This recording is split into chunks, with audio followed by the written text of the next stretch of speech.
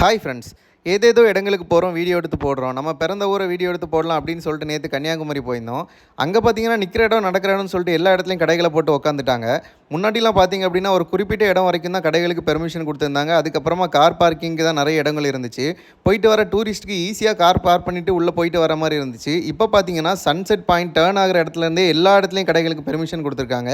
கேட்டாச்சுன்னா நாங்கள் காசு கொடுத்து தான் கடை போட்டிருக்கோம் அப்படின்னு சொல்கிறாங்க. ஸோ அங்கே எவ்வளோ தூரத்துக்கு நீங்கள் காசு வாங்கிட்டு கடைகளுக்கு இம்பார்ட்டன்ஸ் கொடுக்குறீங்களோ அதே மாதிரி அங்கே வர டூரிஸ்ட்டுக்கான பார்க்கிங்க்கும் இம்பார்ட்டன்ஸ் கொடுக்கணும். ஸோ அது மட்டும் இல்லாமல் முன்னாடி பார்த்தீங்கன்னா TN74 கார்களுக்கு உள்ள என்ட்ரிக்கு காசு வாங்க மாட்டாங்க. இப்போ பார்த்தீங்க அப்படின்னா TN74 இருந்தாலும் உள்ளூராக இருந்தாலும் எல்லாரும் காசு கொடுத்துட்டு தான் போகணும் அப்படின்னு சொல்லிட்டாங்க. நீங்கள் காசு வாங்குறது தப்பு இல்லை. நீங்கள் காசு வாங்குறதுக்கு முன்னாடி உள்ள பார்க்கிங் இடம் இருக்கா இல்லையா அப்படிங்கிறத பார்த்துட்டு காசு வாங்கணும். ஸோ அது மாதிரி நீங்கள் காசு வாங்குறது, நீங்கள் கடைகளுக்கு காசு வாங்குறது எதுவுமே எனக்கு தப்பாக படல.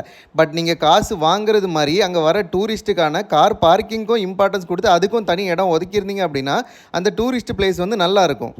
ஸோ இப்போ பார்த்தீங்கன்னா இந்த சீசன் டைமில் ஃபுல்லாகவே கடை தான் போட்டு உட்காந்துருக்காங்க. அங்கே கடைகள் இல்லைனாலும் கீழே ஒரு டார்ப்பாவை விரிச்சிட்டு உட்காந்துடுறாங்க, கார் பார்க் பண்ண விட மாட்டாங்க.